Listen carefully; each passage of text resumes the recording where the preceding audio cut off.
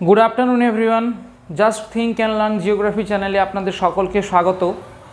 आज के लेखा देखेई बुझते पारछेन एक गुरुत्वपूर्ण टपिक आलोचना करते चलेछि 2025 ख्रिस्टाब्देर माध्यमिक शिक्षार्थीदेर जन्य एक गुरुत्वपूर्ण विषय भरा कोटाल और मरा कोटाल की एबं एर संगे जड़ित सकल विषयगुलो आजके जेने नेब, कारण 2 नम्बरेर प्रश्न आसार सम्भावना एखान थेके प्रबल। और एछाड़ाओ सर्वसाधारणेर जन्य आमि एटाई बोलबो जे आमरा जखनई समुद्र परिदर्शने जाई तखन सेखाने आमादेर मध्य प्रश्न जागे जे आजके केन ढेउगुलो एत बड़ बड़ आसछे बा एर प्राबल्य बा शक्तिटा एत केन बेशी। आबार कोनो कोनो दिन आमरा देखते जाई जे केन एत बेशी नय, तो सेटा जेने नेওয়া उचित। सकलेर मने प्रश्न जागे, प्रश्नेर उत्तर खोजा उचित। तो चलुन सकले मिले आजके आमादेर जे टपिकटा आलोचना करी बा जेनेओ निই। তাহলে প্রথম যেটা অংশ যে ভরা কোটাল কি আর মরা কোটাল কি। তবে কোটাল, এই যে ভরা কোটাল বা কডাল শব্দটা এটা তামিলি শব্দ যার অর্থ হচ্ছে গিয়ে কি সমুদ্র। তাহলে আমরা কোডাল শব্দের অর্থ কি জানলাম যে সমুদ্র, এটা কোডাল থেকে এসেছে যার অর্থ হচ্ছে কি সমুদ্র। তো ভরা কোটাল হচ্ছে গিয়ে আমরা প্রত্যেকে জানি যে চাঁদ এবং সূর্যের আকর্ষণে পৃথিবীতে যে থাকা জল যখন প্রয়োজনের তুলনায় বা সমুদ্র সমতলের তুলনায় যখন বেশি পরিমাণ ফুলে ওঠে তখন তাকে আমরা জোয়ার বলি, এবং তার ঠিক সমকোণে যেখানে জল অনেকটা নিচে নেমে যায় তখন তাকে আমরা ভাটা বলি। কিন্তু কখনো কখনো এই জোয়ারের প্রাবল্য অনেক পরিমাণ বেশি হয়, মানে সাধারণের তুলনায় 20% কিন্তু কি হয় বেশি হয়, 20% সাধারণের তুলনায় 20% বেশি হয়, তখন তাকে আমরা বলছি গিয়ে কি ভরা কোটাল। তাহলে আমরা কি জানলাম যে যে দিনটিতে সূর্য ও চাঁদের আকর্ষণে সাধারণ জোয়ারের তুলনায় জল অতিরিক্ত ফুলে ওঠে তখন তাকে বলা হচ্ছে ভরা কোটাল। তাহলে এটা একটা আমরা ধারণা পেলাম। কিন্তু এই যে ভরা কোটাল হতে গেলে আমাদের কিছু বৈশিষ্ট্য বা পরিবেশ প্রয়োজন। ওই চন্দ্র এবং সূর্যের অবস্থানগত পরিবেশ এমনভাবে হতে হবে যেখানে আকর্ষণের প্রভাব বেশি পড়বে এবং সূর্য চন্দ্র তাদের আকর্ষণে পৃথিবীর জলটাকে বেশি ফুলিয়ে তুলবে। তাহলে কখন সেই পরিবেশ সৃষ্টি হবে বা সেই পরিবেশে অবস্থানটা কেমন হবে চাঁদ এবং সূর্যের, তাহলে চলুন দেখে নিই।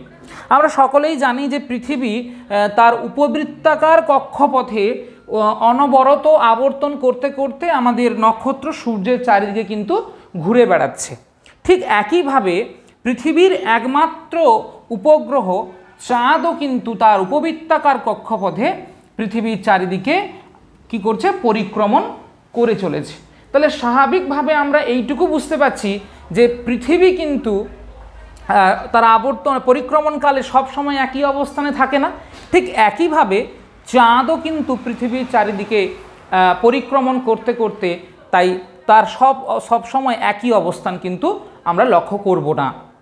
কিন্তু এই চাঁদ যখন পরিক্রমণ করতে করতে এমন একটি অবস্থানে আসবে, অর্থাৎ কখনো সূর্য চাঁদ এবং পৃথিবী একই সরলরেখায় অবস্থান করবে, একই সংযোজক বিন্দুতে অবস্থান করবে একই সরলরেখা বরাবর। আবার কখনো সূর্য পৃথিবী এবং চাঁদ, এখানে মানে অঙ্কনের একটু মানে আঁকার ক্ষেত্রে অসুবিধা হয়েছে বলে ঠিক আমি চাঁদটাকে একই সরলরেখায় আনতে পারিনি, এখানটা মানে এই সরলরেখা বরাবর হওয়া উচিত। তবুও আপনারা একটু বোঝার চেষ্টা করুন যে কী হচ্ছে সূর্য চাঁদ পৃথিবী। আবার কখনো যেহেতু চাঁদ পরিক্রমণ করছে, আবার কখনো কি হয় এই চাঁদ যখন পৃথিবীর ঠিক উল্টো দিকে আসবে, যখন সূর্যের দিকে ছিল এদিকে আসবে। অর্থাৎ আমরা সহজ অর্থে যখন বুঝবো যে সূর্য যেহেতু চাঁদ পরিক্রমণ করছে, তাই চাঁদকে নিয়েই বলবো যে চাঁদ তার পরিক্রমণকালে যখন পৃথিবী এবং সূর্যের মাঝখানে আসবে, আবার কখনো চাঁদ কি বলবো যে চাঁদ এবং সূর্যের মাঝখানে পৃথিবী আসবে। তাহলে এখানে যদি চাঁদ থাকে তাহলে পৃথিবী মাঝখানে আসছে। তাহলে এই যে 180 ডিগ্রির যে সরলরেখা বরাবর এই 3 যে মহাজাগতিক বস্তুর অবস্থান, একে আমরা কি বলবো সিজিকি অবস্থান। তাহলে ভরা কোটাল কখন হবে যে সূর্য চাঁদ পৃথিবী, আবার কখনো কখনো সূর্য এবং চাঁদের মাঝখানে যখন পৃথিবী অবস্থান করবে সেই অবস্থানকে আমরা বলবো সিজিকি অবস্থান, যেটি একটি গ্রিক শব্দ সুযোগোস থেকে এসছে, যার অর্থ হচ্ছে সহযোগে বা একসঙ্গে। তাহলে আমাদের কিন্তু দশম শ্রেণীর পরীক্ষায় প্রায় প্রশ্ন এসে থাকে সিজিগি কি। তাহলে আমরা কিন্তু এটাকে পয়েন্ট করে করে লিখতে পারি। প্রথম পয়েন্ট কি? ধারণা, ধারণা বা অর্থ। তাহলে আমরা কি লিখতে পারি যে সিজিগি শব্দটি গ্রিক শব্দ সুযোগোস থেকে এসেছে, যার অর্থ হচ্ছে একসঙ্গে, যার অর্থ হচ্ছে একসঙ্গে বা সহযোগে। এবং তারপরে কি লিখতে পারি যে সংজ্ঞা, সিজিগি কাকে বলে না, চাঁদ পরিক্রমণকালে কখনো পৃথিবী এবং সূর্যের মাঝখানে অবস্থান করলে, বা কখনো পৃথিবী সূর্য এবং চাঁদের মাঝে অবস্থান করলে, যখন 180 ডিগ্রি বরাবর অবস্থান করে এই তিন মহাজাগতিক বস্তু, তখন সেই অবস্থানকে বলা হচ্ছে সিজিগি। তাহলে সংজ্ঞা এলাম। তাহলে এবারে লিখব অবস্থান। অবস্থান বলে একটা আমরা পয়েন্ট করতে পারি কি না, সূর্য চাঁদ পৃথিবী একই সরলরেখা অর্থাৎ 180 ডিগ্রি বরাবর অবস্থান করবে। তারপর একটা পয়েন্ট করতে পারি আমরা প্রভাব, যে এর প্রভাব কি না, এর প্রভাবে অন্যান্য দিনের তুলনায় এই জোয়ারের প্রাবল্য কিন্তু অনেক বেশি হয়। মানে সূর্য পৃথিবী চাঁদ এই সরলরেখা বরাবর অবস্থান করলে এই দিন কিন্তু জোয়ারের প্রাবল্য সাধারণ দিনের তুলনায় কিন্তু বেশি হয়। কারণ স্বাভাবিকভাবে আমরা পরে আসছি যে কেন হয়, কি ব্যাপার, কেন বেশি হচ্ছে। এবারে সেটা কবে কবে হয়, দুটো তিথিতে হয়। তাহলে এই প্রভাব বা বৈশিষ্ট্যতে আমরা লিখব যে কোন তিথিতে হয়, অমাবস্যা তিথিতে হয় আর পূর্ণিমা তিথিতে হয়। তাহলে আমরা 2 নম্বরের পয়েন্টে আরামসে লিখতে পারবো ধারণা, সংজ্ঞা, অবস্থান ও প্রভাব আমরা লিখতে পারবো। এরপরে আমরা দেখব যে যখন সূর্য এবং পৃথিবীর মাঝখানে চাঁদ আসছে, তখন কিন্তু সেই অবস্থানটাকে বলা হচ্ছে সংযোগ। সংযোগ সেটা কিন্তু অমাবস্যা তিথিতে হয়। আমাদের মনে রাখতে হবে যে পৃথিবী এবং সূর্যের মাঝখানে যখন চাঁদ আসে, সেই সিজিগি অবস্থানকে বলা হচ্ছে সংযোগ।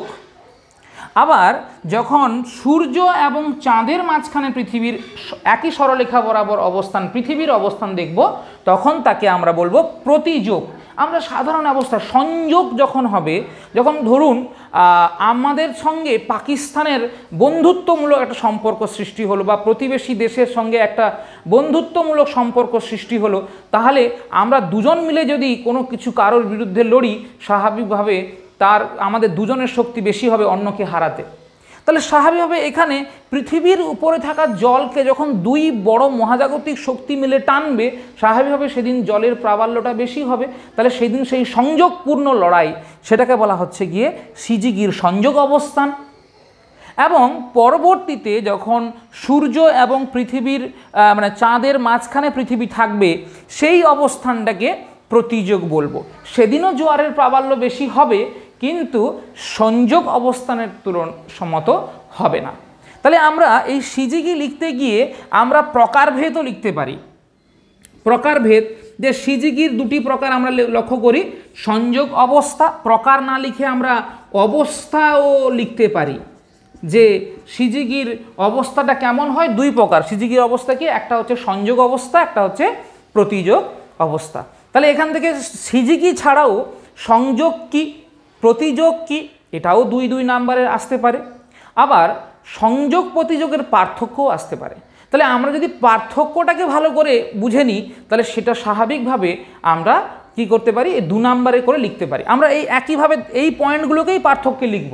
তাহলে বিষয়ে লিখব এই পয়েন্টগুলো, আর বাকি ওই বিষয়ের ব্যাখ্যাগুলো লিখব আমাদের সংযোগ এবং প্রতিযোগ। তাহলে যদি আমরা প্রথম ধারণা লিখে নিই, ধারণাতে যদি আমরা পার্থক্য লিখি যে সংযোগ আর প্রতিযোগের পার্থক্য এসছে পরীক্ষায়, তাহলে আমরা সংযোগের জায়গায় আমরা বিষয়ের জায়গায় লিখেছি ধারণা, সংযোগের জায়গায় ব্যাখ্যা কী করব। ধারণা হচ্ছে যেদিন চাঁদ এবং পৃথিবীর মাঝখানে কে আসে, চাঁদ আসে, সূর্য এবং পৃথিবীর মাঝখানে কে আসে, চাঁদ। এবারে এরপরে আমরা প্রতিযোগে কি লিখব না, এটাকে আমরা অবস্থান বলে পয়েন্ট করতে পারি, যে সূর্য এবং পৃথিবীর মাঝখানে আসে কে, চাঁদ।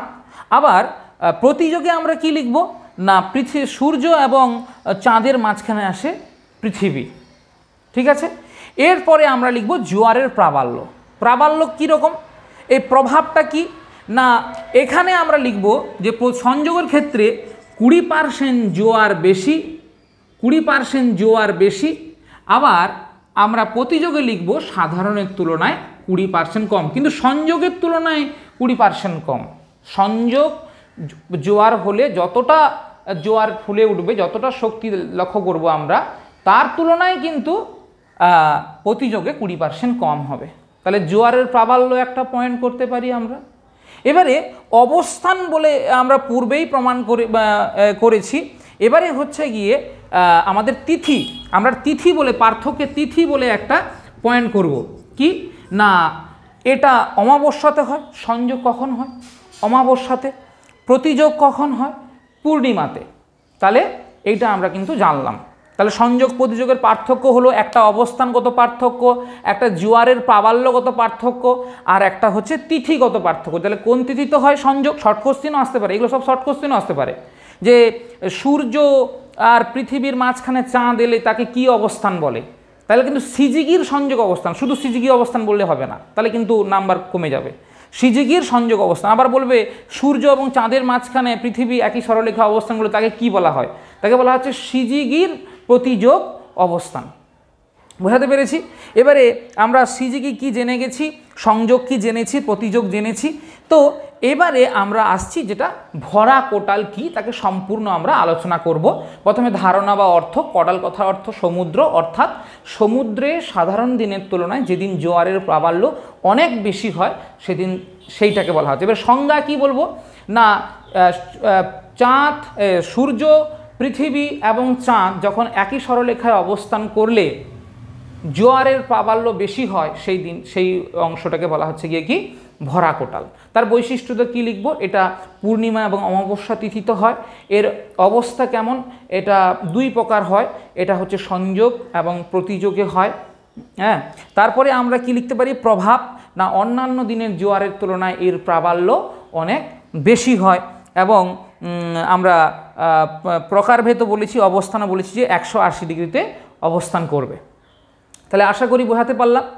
এরপরে এই যে পৃথিবী চারিদিকে চাঁদ যে ঘুরে বেড়াচ্ছে, এর অবস্থানটাও উপবৃত্তাকার কক্ষপথে ঘোরা বেড়ানোর সময় এর অবস্থানটাও কিন্তু পৃথিবী থেকে সব সময় কিন্তু সমান দূরত্বে থাকে না। কখনো সূর্য থেকে পৃথিবী থেকে দূরত্ব বেশি, আবার কখনো দূরত্ব কম হয়। ঠিক একই পৃথিবীর সঙ্গে যেমন সূর্যের দূরত্ব সবসময় সমান নয়, অপসূর অনুসূর লক্ষ্য করি, ঠিক চাঁদের ক্ষেত্রেও আমরা লক্ষ্য করব কখনো চাঁদ থেকে পৃথিবীর দূরত্ব অপেক্ষাকৃত কম, আবার কখনো অপেক্ষাকৃত বেশি। তাহলে এই যে কম বেশি দূরত্বটা, এটা আমরা দুটো নামকরণের মাধ্যমে জানব। যেদিন পৃথিবী থেকে চাঁদের দূরত্ব সবচেয়ে কম হয় তাকে বলা হচ্ছে পেরিজি। চাঁদের কি অবস্থান, পেরিজি অবস্থান। এবং যেদিন দূরত্বটা বেশি হয় তাকে বলা হচ্ছে অ্যাপোজি। আমাদের সব সময় মনে রাখতে হবে যে এই যে অ্যাপোজির অপর নাম কি, এটা কিন্তু অপভূ, আর পেরিজির অপর নাম অনুভূ। কেন, আমরা অনুসুর অপসুর পড়েছিলাম, অপসুর কথার অর্থ হচ্ছে বেশি দূরত্ব। তাহলে এখানে সুর মানে সূর্য, অপ মানে বেশি, সুর মানে সূর্য। যেহেতু সূর্য থেকে পৃথিবীর দূরত্ব ছিল, এখানে যেহেতু চাঁদ থেকে পৃথিবীর দূরত্ব, তাই পৃথিবী হচ্ছে প্রধান অংশ, পৃথিবী থেকে তো এই দূরত্ব, তাই আমরা বলবো অনুভূ। ভূ মানে পৃথিবী, তাহলে অনুভূ মানে পৃথিবী থেকে দূরত্ব যেদিন সবচেয়ে কম, মানে 3,86,000 কিমি। আর যেদিন পৃথিবী থেকে চাঁদের দূরত্ব 4,07,000 হবে তাকে আমরা বলছি গিয়ে কি অ্যাপোজি। আমার এখানে লেখাটা একটু ভুল হয়েছে, 86 হবে না, সেটা কিন্তু 56 হবে, 3,56,000 কিমি। তাহলে সেটা হচ্ছে পেরিজি অর্থাৎ অনুভূ, এবং যেটা 4,07,000 কিমি সেটা হচ্ছে গিয়ে অ্যাপোজি বা অপভূ। তাহলে এটার পার্থক্য প্রায় আসে। এবং 2 নম্বর আসতে পারে শুধু অ্যাপোজি কি, শুধু পেরিজি কি। তাহলে একইভাবে আমরা সংজ্ঞা লিখতে পারি, আমরা অবস্থান লিখতে পারি, আমরা দূরত্ব লিখতে পারি। সংজ্ঞা কি লিখব না, চাঁদ পৃথিবীর চারিদিকে পরিক্রমণকালে যখন পৃথিবী থেকে চাঁদের দূরত্ব সর্বাধিক হয় তখন তাকে আমরা কি বলি অ্যাপোজি। আমরা অর্থ লিখতে পারি, চাঁদ থেকে পৃথিবীর সর্বাধিক দূরত্ব অর্থ, তারপরে সংজ্ঞা তো বলেই দিয়েছি। এবারে দূরত্ব বলে পয়েন্ট করতে পারি 4,07,000 কিমি। প্রভাব কি করতে পারি, এই দিন যেহেতু চাঁদ থেকে পৃথিবীর দূরত্ব বেশি, মানে সেদিন পৃথিবীর উপর চাঁদের আকর্ষণ শক্তি নিশ্চয়ই কম পড়বে, তার মানে জোয়ারের প্রাবল্য কম হবে। কত কম হবে? 20% কম হবে। তাহলে দেখো, যেখানে একটা জিনিস সবসময় বুঝতে হবে, যেখানে আকর্ষণ বল বেশি হচ্ছে সাধারণত থেকে জোয়ার 20% বেশি, আবার যেখানে আকর্ষণ কম সব ক্ষেত্রেই জোয়ারের প্রাবল্য কিন্তু 20% কম হচ্ছে। তাহলে আমরা চলে গেলাম কোথায়? ধারণা বা অর্থতে, সংজ্ঞাতে, অবস্থানে, দূরত্বে। তাহলে আমি আবার ডবল আলোচনা করছি যে ধারণা বা অর্থ কি না চাঁদ থেকে পৃথিবীর সর্বাধিক দূরত্ব। সংজ্ঞা কি না চাঁদ পরিক্রমণকালে পৃথিবী থেকে যখন দূরত্ব সর্বাধিক হয় তাকে বলা হচ্ছে অ্যাপোজি, যাকে আমরা অনুভু নামেও চিনি। দূরত্ব কত? 4,07,000। প্রভাব কি? এর প্রভাবে মানে এর আকর্ষণ ক্ষমতা অপেক্ষাকৃত বেশি হওয়ায় এখানে শক্তি, মহাকর্ষ শক্তি কম হয়, তাই প্রাবল্যটা কম হয়। তাহলে আমরা এবং চিত্রও আমরা সহজে আঁকতে পারবো। তার মানে এই 4-5টা পয়েন্টে আমরা সহজে 2 নাম্বার ক্যারি করতে পারবো। এরপরে একইভাবে তার উল্টো একই অর্থ লিখবো। চাঁদ থেকে পৃথিবীর সর্বনিম্ন দূরত্ব, চাঁদ পরিক্রমণকালে পৃথিবী থেকে যখন দূরত্ব সবচেয়ে কম হয় তখন তাকে বলে পেরিজি অবস্থান। দূরত্ব কত? 3,56,000। প্রভাব কি না এই দিন কিন্তু জোয়ারের প্রাবল্য প্রয়োজনের তুলনায় মানে সাধারণের তুলনায় 20% কিন্তু বেশি হয়। তাহলে আমরা এখান থেকে কতগুলো 2 নাম্বারের পেলাম। ভরা কোটাল কি, তার সঙ্গে ভরা কোটালের প্রধান টপিকের সঙ্গে আমরা পেলাম সিজিগি কি, তারপরে সেখান থেকে জানলাম সংযোগ ও প্রতিযোগ কি, তারপরে সেখানে জানলাম অ্যাপোজি ও পেরিজি কি, সেটা আমরা জানলাম। তাহলে এখানে সিজিগি একটা 2 নাম্বার, সংযোগ প্রতিযোগের পার্থক্য বা শুধু সংযোগ 2 নাম্বার, শুধু প্রতিযোগ 2 নাম্বার, অ্যাপোজি পেরিজির পার্থক্য, অ্যাপোজি শুধু 2 নাম্বার, পেরিজি শুধু 2 নাম্বার, এটাও কিন্তু আমরা জানলাম। এরপরে আসছে মরা কোটাল কি। তাহলে দেখো এখানে বলা হচ্ছে যে এই যে ধরো কখনো কখনো পৃথিবীর চারিদিকে চাঁদ পরিক্রমণকালে কখনো কখনো কেমন হয় যে চাঁদ, পৃথিবী এবং সূর্য একে অপরের 90 ডিগ্রি কোণে অবস্থান করে। তাহলে এখানে ধরুন চাঁদ অবস্থান করছে, তাহলে এখানে চাঁদ তার ঠিক সমকোণে মানে ঠিক সমকোণে কে অবস্থান করছে? সূর্য। অর্থাৎ চাঁদ এবং পৃথিবী, সূর্য যখন একে অপরের সমকোণে অবস্থান করবে সেই সময় স্বাভাবিকভাবে কি হবে? পৃথিবীর যে অংশ চাঁদের সামনে থাকবে সেই অংশে মুখ্য জোয়ার, এবং তার সূর্যের সামনে যে অংশ থাকবে সে অংশে গৌণ জোয়ার। কিন্তু এখানে একটা কথা আছে, আমরা জানি যেখানে জোয়ার সৃষ্টি হয় তার ঠিক আমাদের কি সমকোণে কি সৃষ্টি হয়? ভাটা সৃষ্টি হয়। এটা আমরা পড়েছিলাম। তার মানে যদি পৃথিবীর এখানে যদি চাঁদ অবস্থান করতো তাহলে বা এখানে যদি চাঁদ অবস্থান করতো তাহলে স্বাভাবিকভাবে এই স্থানে জোয়ার হতো আর এই স্থানে ভাটা হতো। আমরা সবাই জানি, কারণ যেখানে জোয়ার হবে তার ঠিক সমকোণে ভাটা হবে। কিন্তু এখানে চাঁদ যখন যে অংশটায় মানে আকর্ষণ করছে স্বাভাবিকভাবে এই স্থানটায় জলটা বেশি ফুলে উঠবে। কিন্তু চাঁদ সূর্য যেহেতু এদিকে আকর্ষণ করছে তাহলে এই শক্তিটাকে কিন্তু কমিয়ে দিবে, কারণ এটা কিন্তু তার উপরে মেরুর দিকে আছে।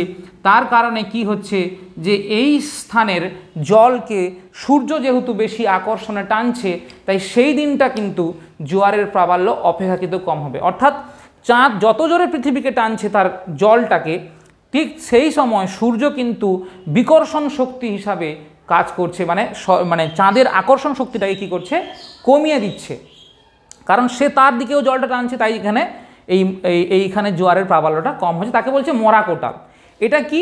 এটা কিন্তু আমাদের কৃষ্ণ ও শুক্লপক্ষ, আমরা জানি 2টো তিথি হয়, যে একটা অমাবস্যা একটা হচ্ছে পূর্ণিমা, 15 দিন অন্তর সেই যে প্রথমা, দ্বিতীয়া, তৃতীয়া, চতুর্থী, পঞ্চমী, সেই তিথিগুলোর মধ্যে শুক্ল ও কৃষ্ণপক্ষের অষ্টমী তিথি মানে 8 নম্বর দিনে কিন্তু এই যে অবস্থানটা আমরা লক্ষ্য করি। প্রতি মাসে 2 বার করে এই অবস্থান হয়, তাহলে প্রতি মাসে আমরা 2 বার এই মরা কোটালটা দেখব। তাহলে মরা কোটাল কি না সর্বনিম্ন জোয়ারের প্রাবল্য, অর্থ বা ধারণা হিসাবে লিখতে পারি। আবার সংজ্ঞা লিখতে পারি কি না চাঁদ তার পৃথিবীর চারিদিকে পরিক্রমণ করতে করতে কোনো এক সময় যখন সূর্য এবং পৃথিবীর সাপেক্ষে সমকোণে অবস্থান করে তখন জোয়ারের প্রাবল্য 2 মহাজাগতিক বিকর্ষণ শক্তির কারণে জোয়ারের প্রাবল্য পৃথিবীতে কম হয়, তখন তাকে বলা হচ্ছে গিয়ে কি মরা কোটাল। এবারে অবস্থান লিখতে পারি যে একে অপরের সমকোণে অবস্থান করে। প্রভাব কি না জোয়ারের প্রাবল্য অনেক কিন্তু কম হয় এবং এখানে ক্ষয়ক্ষতি প্রায় হয় না বললেই চলে। ভরা কোটালে আমরা প্রভাবে এটাও লিখতে পারি যে এখানে ক্ষয়ক্ষতি কিন্তু প্রবল হয়, মাঝে মাঝে বন্যা সৃষ্টি হয়, কিন্তু মরা কোটালে কি হয়, বন্যা বা ক্ষয়ক্ষতি হয় না। কখনো কখনো ভরা কোটাল মরা কোটালের পার্থক্য আসে, এটাও কিন্তু খুব একটা গুরুত্বপূর্ণ অংশ, তাহলে এটা আমাদের কিন্তু মনে রাখতে হবে। তাহলে এটা আমরা জানলাম খুব ভালো করে, আশা করি সকলকে বোঝাতে পেরেছি। তাহলে এটা ভালো করে রেডি করা উচিত, ভালো করে পার্থক্য বা খাতায় সেগুলো লিখে নেওয়া উচিত। যদি বুঝতে অসুবিধা হয় আমার এই ভিডিওর অংশটাকে বারবার সেখানে পজ করে সেই অংশটা আবার দেখে নেওয়া। তো কোনো প্রকার অসুবিধা থাকলে পুনরায় কমেন্ট করে তোমরা জানাও যে তোমাদের আর কোন কোন টপিকের উপর ভিডিও চাই, ভিডিওতে কি কি ত্রুটি থাকছে তার সম্পর্কেও আমি জানতে চাইব। এই ত্রুটি না জানলে আমি আমার কিন্তু এই দক্ষতা বা এই যে জিনিসটা জানানোর চেষ্টা করছি তার মানের উন্নতি হয়তো কতটা করে উঠতে পারবো আমি জানি না। তাই তোমাদের কমেন্টের অপেক্ষায় রইলাম। ভালো করে পড়ো, ভালো করে পড়াশোনা করো, স্টাডি করো। আমরা পরের আবার একটা নতুন ভিডিও নিয়ে আসব। তো সকলকে শুভেচ্ছা রইল, সকলের মঙ্গল হোক, সবাই ভালো থাকুক। আমার এই চ্যানেলটা, যেটা আবার পুনরায় বলবো, যে just think and learn geography, অর্থাৎ আপনি শুধু ভাবুন আর চিন্তা করুন, তার মাধ্যম দিয়ে আমরা কিন্তু পৃথিবীর অনেক কিছু জিনিস জানতে পারবো। আমার চ্যানেলটাকে সবাই লাইক করুন, শেয়ার করুন আমার ভিডিওটা, এবং সাবস্ক্রাইব করুন। সাবস্ক্রাইব না করলে আমি কিন্তু যেন মনে হচ্ছে সমর্থন পাচ্ছি না, বা আমার গুণগত মান কতটা মানুষের কাছে গ্রহণযোগ্য হচ্ছে সেটা ঠিক আমার বুঝতে পারছি না। তাই আপনার কাছে অনুরোধ থাকলো, আপনাদের কাছে বা তোমাদের কাছে অনুরোধ থাকলো, সবাই চ্যানেলটাকে সাবস্ক্রাইব করো, যাতে আমি বড় হতে পারি, তোমাদেরকে সামনের দিকে এগিয়ে নিয়ে যেতে পারি। Thank you.